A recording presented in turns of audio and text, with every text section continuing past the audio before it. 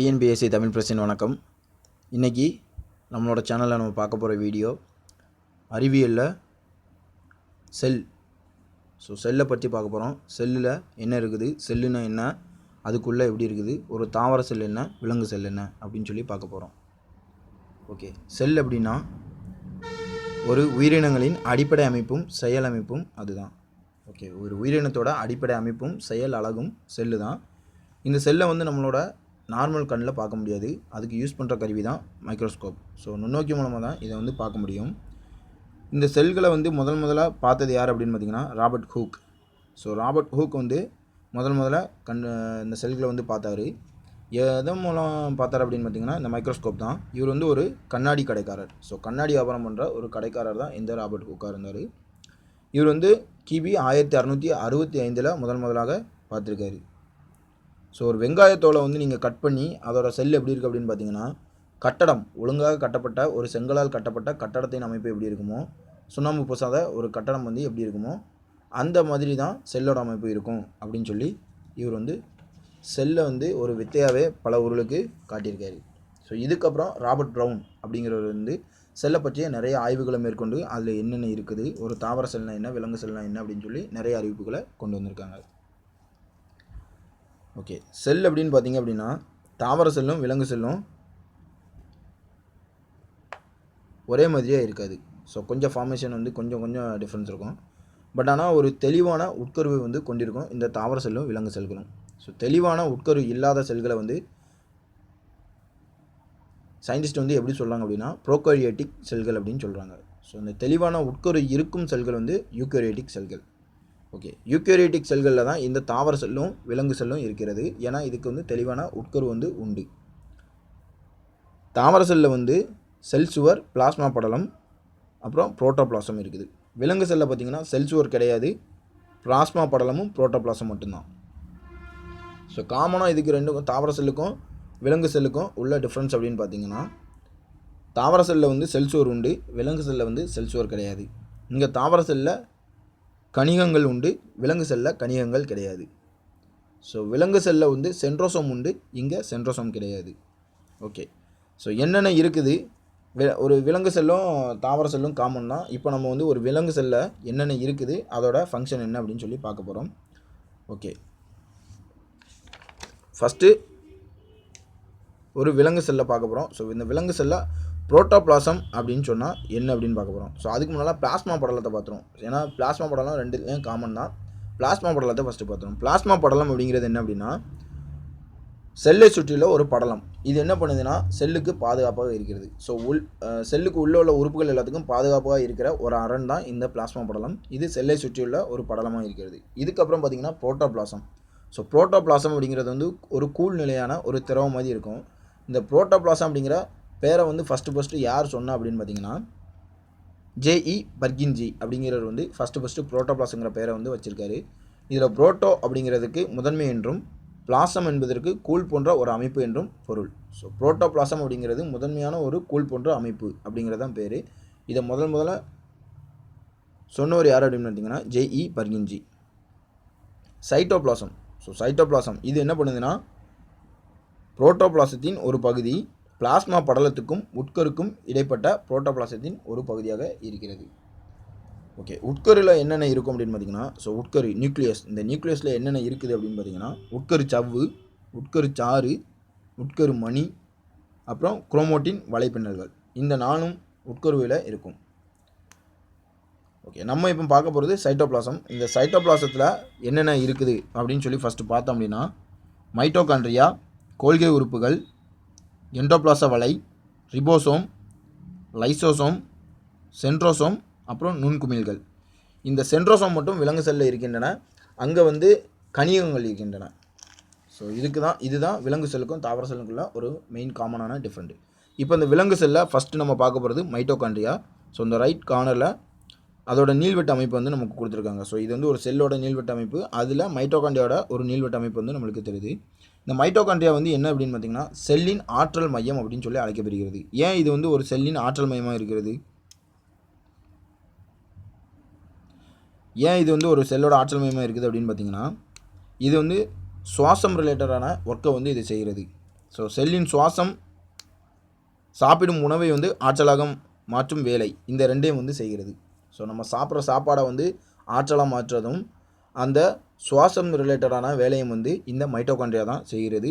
அதனால் இது வந்து செல்லின் ஆற்றல் மையம் அப்படின்னு சொல்லி அழைக்கப்படுகிறது. ஏன்னா நம்ம சாப்பிட்ற சாப்பாடு தானே ஆற்றலாக மாறுகிறது. ஸோ அதை வந்து கண்ட்ரோல் பண்ணுறதுனால இது வந்து மைட்டோகாண்ட்ரியா வந்து செல்லின் ஆற்றல் மையம் அப்படின்னு அழைக்கப்படுகிறது. இதுக்கப்புறம் பார்த்திங்கன்னா கோல்கே உறுப்புகள். ஸோ இந்த கோல்கே உறுப்புகள் அப்படிங்கிறது வந்து இந்த சென்ட்ரலில் இருக்குது பாருங்க கோல்கே உறுப்புகள். அந்த கோல்கே உறுப்புகள் என்ன பண்ணுது அப்படின்னு பார்த்திங்கன்னா நம்ம சாப்பிட்ற சாப்பாடு வந்து செரிக்கணும், செரிமானம் அடையணும், அதுக்கு தேவையான நொதிகளை வந்து சுரக்கின்றது. ஸோ ஹைட்ரோக்ளோரிக் ஆசிட் தான் நம்ம சாப்பிட்ற சாப்பாடை செரிக்க வைக்க வேண்டிய ஒரு ஆசிட். ஸோ அந்த மாதிரியான நொதிகளை வந்து சுரக்குது. அது மட்டும் இல்லாமல் லைசோசோம்கள் அப்படிங்கிற இன்னொரு நுண்ணுயிரியை வந்து இது வந்து உருவாக்குது. ஸோ லைசோசோம்களை உருவாக்குகின்றன, மேலும் சாப்பிடும் சாப்பாடை வந்து செரிமானம் அடைவதற்கான நொதிகளை வந்து சுரக்கின்றன. இது வந்து சாப்பாட்டில் இருந்து செரிக்க வச்சு நம்மளுக்கு உடம்புக்கு தேவையான வலுவினை வந்து இந்த கோல்கே உறுப்புகள் வந்து தருகின்றன. கோல்கே உறுப்புகள் வந்து தாவர செல்லில் எப்படி சொல்லி அழைப்பாங்க அப்படின்னு பார்த்தீங்கன்னா டிக்டியோசோம்கள். ஸோ டிக்டியோசோம்கள்னாலும் கோல்கே உறுப்புகள்னாலும் ஒன்று தான். கோல்கே உறுப்புகள் அப்படின்னு சொல்லி அழைக்கப்பட்டால் அது விலங்கு செல்லில் உள்ளது. டிக்டியோசோம்கள் அப்படின்னு சொன்னால் அது தாவர செல். இதுக்கப்புறம் நம்ம பார்க்க போகிறது எண்டோபிளாச வலை. ஸோ இந்த எண்டோபிளாச வலையமைப்பு, எண்டோபிளாசாமிக் வலையமைப்பு அப்படின்னு சொல்லி கொடுத்துருக்காங்க. இது அந்த சிமெண்ட் கலரில் இருக்குது பாருங்கள், உட்கருலேருந்து ஜாயினிங்கில் வருது பாருங்கள். ஸோ இந்த எண்டோபிளாச வலை என்ன பண்ணுது அப்படின்னா செல்லுக்கு உள்ளே உள்ள ஒரு பொருள் வந்து ஒரு இடத்துலேருந்து மற்றொரு இடத்துக்கு வந்து டிரான்ஸ்ஃபர் ஆகணும் அப்படின்னா அதுக்கு இந்த எண்டோபிளாச வலை பின்னல் வந்து உதவுது. ஸோ செல்லுக்கு உள்ளே இருக்கிற பொருட்கள் வந்து ஒரு இடத்துலேருந்து இன்னொரு இடத்துக்கு வந்து டிரான்ஸ்ஃபர் ஆகணும் அப்படின்னா எண்டோபிளாச வலையமைப்பு வந்து உதவுது. இதுக்கப்புறம் நம்ம பார்க்க போகிறது ரிபோசோம்கள். ஸோ இந்த ரிபோசோம்கள், இந்த ரைபோசோம் வந்து இந்த டாட் பாயிண்ட்ஸாக இருக்குது பாருங்க உள்ள. ஸோ அதுதான் இந்த ரைபோசோம். இது என்ன பண்ணுது அப்படின்னா புரத தொழிற்சாலை. ஏன் அப்படி இது வந்து புரத தொழிற்சாலைன்னு அழைக்கப்படுகிறது அப்படின்னா இந்த செல்லுக்கு தேவையான புரதத்தினை வந்து உற்பத்தி செய்கிறது. ஸோ செல்லுக்கு தேவையான புரதத்தினை இது உற்பத்தி செய்வதனால் புரத தொழிற்சாலை அப்படின்னு சொல்லி அழைக்கப்படுகின்றன இந்த ரிபோசோம்கள். இதுக்கப்புறம் லைசோசோம்கள். லைசோசோம்கள் எங்கே ஃபார்ம் ஆச்சு அப்படின்னு நம்ம பார்த்தோம். லைசோசோம்கள் வந்து கோல்கே உறுப்புகள்லேருந்து ஃபார்ம் ஆகுது.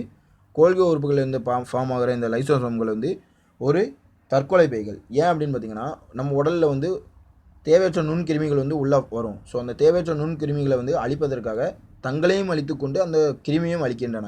அதனால தான் இது வந்து தற்கொலை பைகள் அப்படின்னு சொல்லி அழைக்கப்படுகிறது. இது தற்கொலை பைகள் மட்டும் இல்லாமல் அந்த செரிமானத்துக்கு தேவையான ஒரு வேலையும் வந்து இது செய்கிறது. ஸோ அதனால் லைசோசோம்கள் வந்து ரொம்ப இம்பார்ட்டன்ட். இதை வந்து தற்கொலை பைகள்னு அழைக்கிறாங்க. இதுக்கப்புறம் சென்ட்ரோசோம். ஸோ சென்ட்ரோசோம் வந்து விலங்கு செல்லில் மட்டும்தான் காணப்படும். சென்ட்ரோசோம் வந்து விலங்கு செல்லில் மட்டும்தான் காணப்படும். இந்த சென்ட்ரோசோம் அதான் சென்ட்ரியோல் அப்படின்னு சொல்லி இங்கே கொடுத்துருக்காங்க. அந்த லைட் ரோஸ் கலரில் கொடுத்துருக்காங்க பாருங்கள், அதுதான் சென்ட்ரியோல்கள். இந்த சென்ட்ரியோல்கள் வந்து இங்கே மட்டும் தான் காணப்படும்.